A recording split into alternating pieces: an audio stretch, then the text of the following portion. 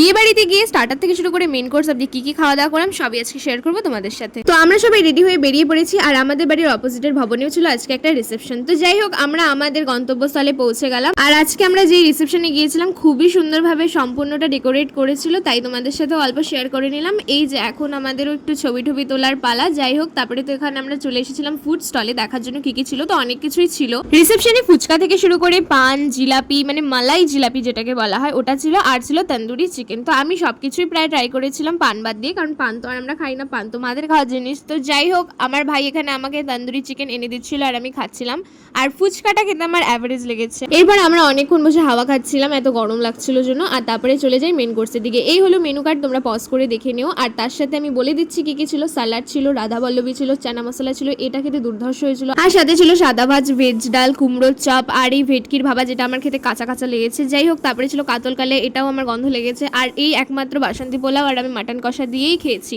তো যাই হোক, তারপরে চাটনি মিষ্টি এগুলোকে স্কিপ করে সোজা আইসক্রিম খেয়ে আমরা চলে আসি বাড়িতে। ব্লগটি কেমন লাগলো অবশ্যই জানিও।